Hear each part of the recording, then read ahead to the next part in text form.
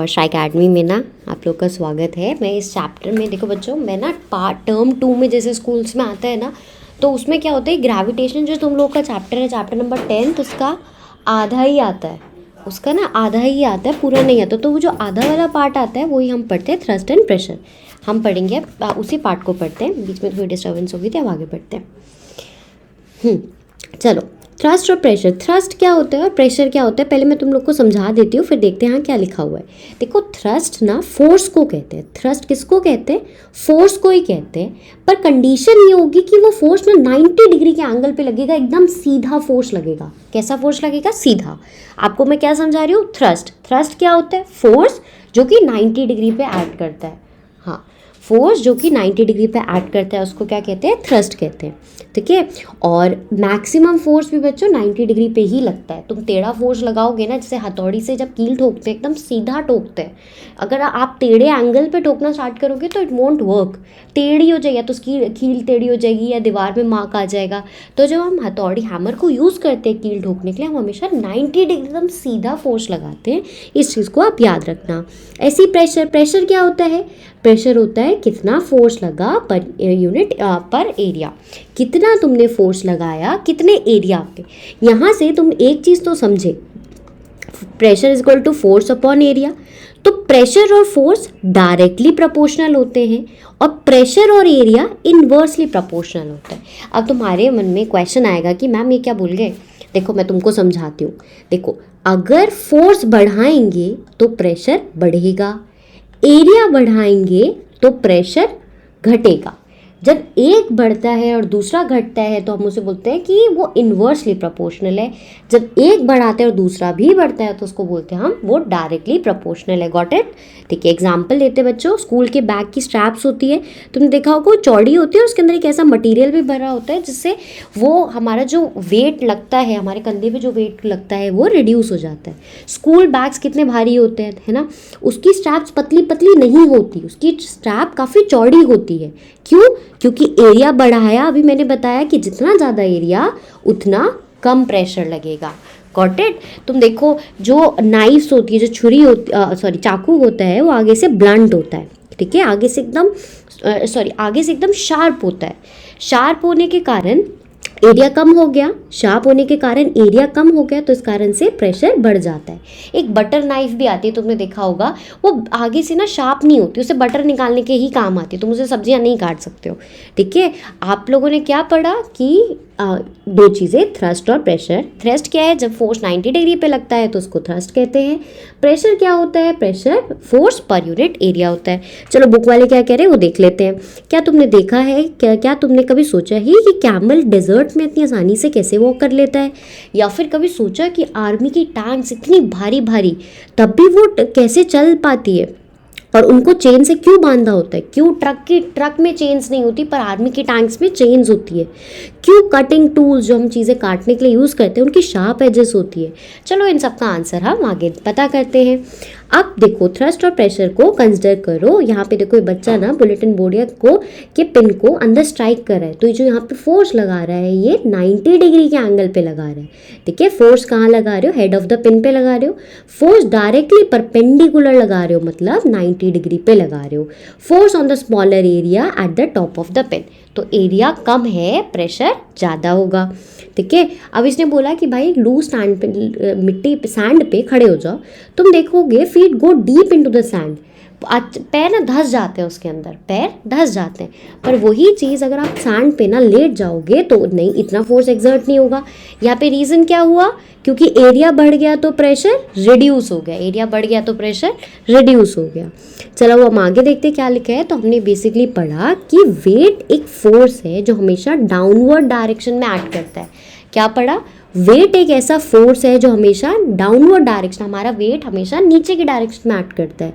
Hence जो force perpendicular direction में act करता है उसे थ्रस्ट कहते हैं। आपको थ्रस्ट की डेफिनेशन भी मिल गई, आप अपनी बुक में मार्क कर लेना। तो force acting on an object perpendicular to the surface is called thrust.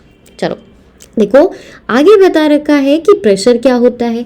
Pressure होता है थ्रस्ट अपॉन एरिया, और थ्रस्ट क्या होता है, जब फोर्स 90 डिग्री पे लगता है उसको थ्रस्ट कहते हैं, जब फोर्स 90 डिग्री पे लगता है थ्रस्ट। एक यहाँ पे ना क्वेश्चन आ जाता है, what is the relationship between thrust and pressure, तो now you know the relationship is कि thrust is directly proportional to pressure. पहले आप ये लिख के आना फॉर्मूला और फिर लिखना। अच्छा देखो, फिर उसके बाद एसआई यूनिट क्या है, थ्रस्ट की क्या है, बेसिक थ्रस्ट फोर्स ही है ना, तो या तो इसे न्यूटन में नापोगे, और फोर्स क्या होता है, मास इनटू एक्सेलरेशन, पढ़ा था ना मेरे पीछे लॉज ऑफ मोशन वाले चैप्टर में। मास किस में नापते हैं, केजी में, एक्सेलरेशन किस में नापते हैं, मीटर पर सेकेंड स्क्वायर में नापते हैं। तो क्या बना, केजी मीटर पर सेकेंड स्क्वायर बन गया। Got it. तो ये तुम्हारी फोर्स की यूनिट थी। एरिया किस में नापते हैं, एरिया नापते हैं मीटर इंटू मीटर में। बच्चों देखो, मीटर और मीटर कट गया तो हमारी जो यूनिट आएगी विल गेट द प्रेशर। हम ऐसे भी लिख सकते हैं केजी मीटर सेकेंड इनवर्स, या फिर इसका शॉर्ट फॉर्म है newton metre inverse, m-2, newton metre -2। फोर्स का न्यूटन होता है और मीटर का -2 होता है, कोई भी एक चीज़ याद रखना। अच्छा, ब्लेज पास्कल साइंटिस्ट थे जिसने प्रेशर के बारे में अभी बताया था, तो हमने पास्कल भी यूनिट रखी प्रेशर की, PA लिखते हैं उसको, क्या लिखते हैं, PA। प्रेशर समझे, प्रेशर क्या होता है, फोर्स अपॉन एरिया। दूसरा फॉर्मूला क्या होता है, थ्रस्ट अपॉन एरिया। थ्रस्ट क्या होता है मैम, जब 90 डिग्री पे फोर्स लगता है तो उसको हम थ्रस्ट कहते हैं। प्रेशर की ऐसा यूनिट बताओ, अरे बिल्कुल पता है, न्यूटन मीटर स्क्वायर -2 होती है। दूसरी यूनिट क्या होती है, पास्कल होती है। Got it. चलो आगे बढ़ते हैं। अब हम पढ़ते हैं प्रेशर इन फ्लूइड। फ्लूइड किसको कहते हैं बच्चों, कोई भी चीज़ जो फ्लो हो उसको फ्लूइड कहते हैं। कोई भी चीज़ जो फ्लो हो उसको क्या कहते हैं, फ्लूइड कहते हैं। फ्लूइड क्या सॉलिड फ्लूइड है, नहीं नहीं, सॉलिड थोड़ी फ्लो होता है। तो क्या लिक्विड फ्लूइड है, हाँ बिल्कुल फ्लूइड है, बहता है लिक्विड। क्या गैस फ्लूइड है, बिल्कुल मैम, गैस भी तो फ्लूइड, हवा नहीं चलती। तो कौन से दो फ्लूइड हम जानते हैं, एक होता है लिक्विड और एक होता है गैस। कोई भी चीज़ जो फ्लो हो उसको फ्लूइड कहा गया है। अब हम एक एक करके पढ़ते हैं। देखो प्रेशर, सबसे पहले आएगा इसमें बॉयंसी। क्या पढ़ रहे हैं हम, बायोन्सी। उसमें बोला है कि कभी तुम पूल में गए तो तुम्हें ऐसा लगा कि तुम हल्के हो गए। और इवन तुमने नोटिस किया होगा, जब आप पूल में हो, पानी में हो ना, आप किसी भारी इंसान को, अपने से दुगने वेट वाले इंसान को भी उठा सकते हो। वैसे तुम लैंड पे नहीं उठा सकते, पर पानी के नीचे जाके उठा सकते हो। क्यों, जब हम पानी के नीचे जाते हैं ना, तो जैसे मान लो को तुमने कोई एक ऑब्जेक्ट रखा है, उसका एरिया ये पानी है, तो पानी ना ऊपर को एक फोर्स लगाता है। पानी क्या करता है, ऊपर को एक फोर्स लगाता है, उस फोर्स को बॉयंसी कहते हैं। वो जो पानी ऊपर की साइड एक धक्का लगा रहा है उसको क्या कहेंगे, बॉयॉन्ट फोर्स कहेंगे, बॉयंसी कहेंगे। क्या कहेंगे, बॉयॉन्ट फोर्स कहेंगे या फिर बॉयंसी कहेंगे। The force due to gravitational attraction of the earth act. अच्छा, अब यहाँ वाली एक्टिविटी देख लेते हैं। बहुत सारे स्कूल्स में एक्टिविटी बेस्ड क्वेश्चन आ जाते हैं, तो एक्टिविटी पढ़ लेते हैं। इसमें बोला एक एम्प्टी बॉटल लो, प्लास्टिक बॉटल लो, उसका मुंह बंद कर दो, एयर टाइट तक कर दो, एकदम ढक्कन बंद करके, और उसको ना उसमें डाल दो, बकेट फिल्ड विद वाटर, एक बाल्टी पानी में डाल दो। तुम देखो कि बॉटल ना फ्लोट करने लग जाती है। थोड़ा सा वाटर पुश करो बॉटल को वाटर के अंदर, तुम देखो कि ऐसा लग रहा है पानी उस पर अपवर्ड धक्का लगा रहा है। ठीक है, तुम जैसे जैसे पानी बॉटल को नीचे ले जाओगे, वो ऊपर की साइड एक धक्का मारने लग जाएगा पानी। ठीक है, और एकदम से ना नीचे जाके जैसे ये है यहाँ पे ना, बॉटल एकदम नीचे लाके छोड़ दी तो बॉटल एकदम से सरफेस पे आ जाती है। तो यहाँ पे सवाल किया गया ये कैसे सरफेस पे बाउंस होके आ गई। इसका आंसर है क्योंकि पानी ने उस पर एक अपवर्ड बॉयॉन्ट फोर्स लगाया, दस the bottle is pushed upward. तो ग्रेविटेशनल फोर्स, हमें पता है कि वेट हमारा जो वेट है वो ग्रेविटेशन फोर्स ऑफ अर्थ के कारण है। अर्थ क्या कर रहा है, उस चीज़ को नीचे खींच रहा है, और बॉयॉन्ट फोर्स उस चीज़ को ऊपर भेजता है। Okay, to keep the bottle completely immerse the upward fluid on the bottle is due must be balanced. अच्छा, तुम यहाँ पे हमने चीज़ें सीखनी है कि अगर चाहते हो कि तुम्हारी बॉटल अंदर ही रहे, तो जो नीचे की जो ग्रेविटेशन फोर्स है और ऊपर वाली जो अपवर्ड बॉयॉन्ट फोर्स है, इसको बैलेंस करना बहुत ज़रूरी है। एक बॉयॉन्ट फोर्स होती है और एक ग्रेविटेशनल फोर्स होती है। ओके, थोड़ा सा और एक्सटेंड करते हैं इस चीज़ को, देखते हैं क्या लिखा है। देखो, to keep the bottle completely immerse, जो अपवर्ड फोर्स लगा रहे हैं उसको क्या कहते हैं, बॉयंट फोर्स। देखो यहाँ पे मार्क कर लो अपनी बुक में, the upward force exerted by the water on the bottle is called upthrust या फिर बॉयंट फोर्स। सारी चीज़ें जो भी पानी में जाती है वो बॉयंट फोर्स एक्सपीरियंस करती है। इसमें बोला कि भाई एक कील लो, नेल लो, उसे पानी में डाल के देखो, सिंक हो जाता है, डूब जाता है। ठीक है, वो डूबता क्यों है। अब यहाँ पे आपको एक चीज़ पढ़नी है, डेंसिटी। डेंसिटी के बेसिस पे इसका आंसर आएगा। डेंसिटी का फॉर्मूला सुनो। डेंसिटी क्या होता है, मास ओवर वॉल्यूम। डेंसिटी क्या होता है मैम, मास ओवर वॉल्यूम। तो प्रेशर क्या होता था, अरे प्रेशर तो होता था फोर्स अपॉन एरिया। अरे फोर्स क्या होता था मास इनटू एक्सेलरेशन। चलो हमने फटाफट से रिवीजन तो किया, अब आगे देखते हैं। देखो, डेंसिटी होता है कितना भारी एक सामान है बेसिकली। बहुत साफ इजी शब्दों में बोलूँ तो इट इज़ बेसिकली कितना भारी एक सामान है। ठीक है, तो डेंसिटी क्या है, कितना मास है उसकी कितनी वॉल्यूम के ऊपर। मास बढ़ाते हैं तो डेंसिटी बढ़ जाती है, मास बढ़ाते हैं तो डेंसिटी बढ़ जाती है। तो कोई भी ऑब्जेक्ट तुम पानी में डालोगे ना तो उसके साथ दो चीज़ें होगी, या तो वो फ्लोट करेगा या वो सिंक करेगा, या तो वो फ्लोट करेगा या वो सिंक करेगा। अब ध्यान से सुनना, जब डेंसिटी ऑफ एन ऑब्जेक्ट ज़्यादा होगी, जब सामान ज़्यादा भारी होगा compare to density of water से, डेंसिटी ऑफ वाटर से, तब वो ऑब्जेक्ट सिंक कर जाएगा, डूब जाएगा। इस केस में ऑब्जेक्ट क्या कर जाएगा, सिंक कर जाएगा। Got it. चलो, तो जब डेंसिटी ऑफ एन ऑब्जेक्ट ज़्यादा होगी डेंसिटी ऑफ वाटर से, तब वो ऑब्जेक्ट सिंक कर जाएगा।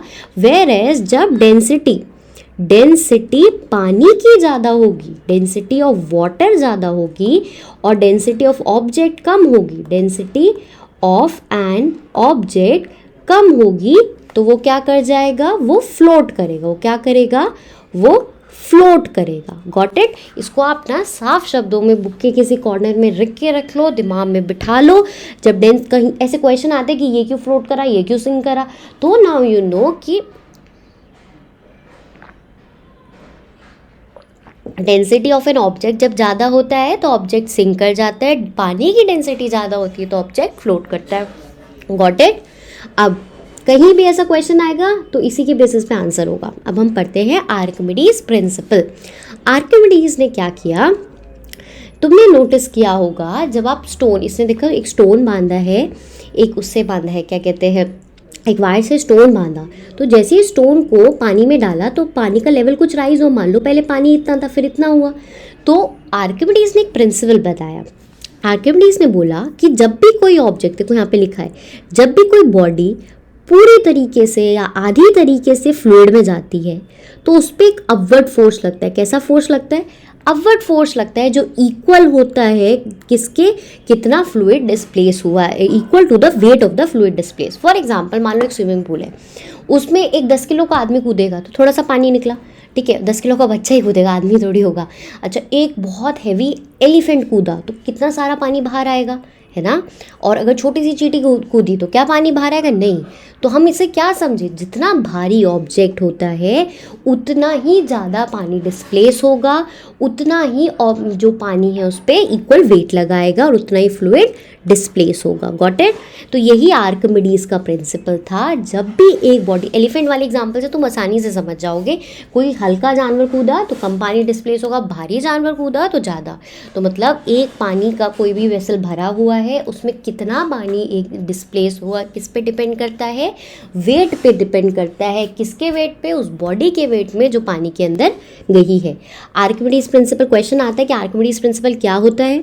दूसरा क्वेश्चन आता है आर्किमिडीज प्रिंसिपल के एप्लीकेशंस बताओ। तो इसके लैक्टोमीटर, लैक्टोमीटर एक ऐसा मीटर होता है जिससे हम नापते हैं कि दूध कितना ज़्यादा प्योर है। हाइड्रोमीटर जो डेंसिटी ऑफ लिक्विड बताता है। इन ये दोनों एप्लीकेशन आर्किमिडीज प्रिंसिपल की। बच्चों, रिलेटिव डेंसिटी ना बुक से कट गई है नई अपडेटेड सिलेबस के हिसाब से। तो this ends your chapter. Second term का हमने पढ़ लिया, फटाफट रिवीजन सुन लो। हमने थ्रस्ट पढ़ा। थ्रस्ट क्या था, फोर्स जो 90 डिग्री पे लग रहा है। प्रेशर क्या था, प्रेशर था फोर्स अपॉन एरिया। डेंसिटी क्या था, मास अपॉन वॉल्यूम। बॉयंसी क्या था, बॉयंसी होता है जब पानी अपवर्ड फोर्स लगाता है हमें बॉयंसी, हम उसको बॉयंसी कहते हैं। ऑब्जेक्ट फ्लोट कब करता है, मैं पूछ रही हूँ फ्लोट कब करता है, जब ऑब्जेक्ट की डेंसिटी कम हो, पानी की डेंसिटी ज़्यादा हो तो वो फ्लोट करेगा, जब इसका वाइस वर्सा हो जाता है तो वो सिंक करता है। आर्किमिडीज प्रिंसिपल और उसके एप्लीकेशन, इसके बाद ये चैप्टर खत्म। Bye bye. अपना ध्यान रखना, ध्यान से पढ़ना।